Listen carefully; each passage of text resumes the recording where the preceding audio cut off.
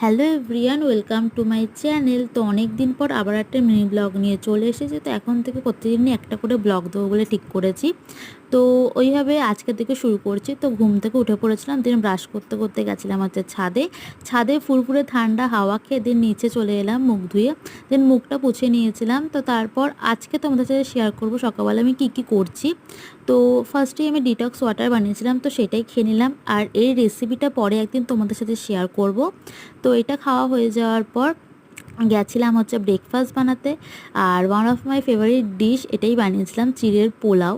তো যারা তোমরা আমাকে ফলো করো তারা জানবে যে এটা আমার কত ফেভারিট, কারণ এই নিয়ে আমি একটা ব্লগ বানিয়েছিলাম এই রেসিপিটা নিয়ে, আমার ঠাকুমার হাতের তৈরি।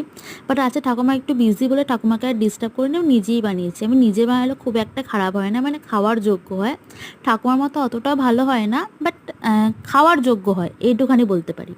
তো এটা সবথেকে সহজ রেসিপি, ঘরে যা যা সবজি থাকে তাই দিয়েই বানানো যায়।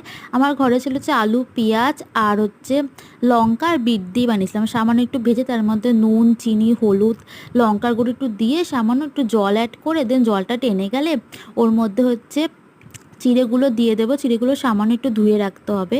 তো চিড়েগুলো দেওয়া হয়ে যাওয়ার পর তারপর একটু সামান্য ভেজে দেন ওপর থেকে কাজু কিশমিশ দিয়ে দেবো, দেন রেডি হয়ে গেল। তারপর আমি সার্ভ করে নিয়েছিলাম। আর এর সাথে নিয়েছিলাম যে ডিটক্স ওয়াটারটা বানিয়েছিলাম সেটা। তো এটার সাথে ওটা খুব ভালোই লাগছিলো।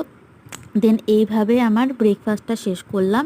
ব্রেকফাস্টটা করা হয়ে যাওয়ার পর গেছিলাম ঠাকুমার কাছে অয়েল চাম্পি করতে। অনেক দিন পর চুলে তেল দিলাম চুলটাকে একটু বাঁচানোর জন্য।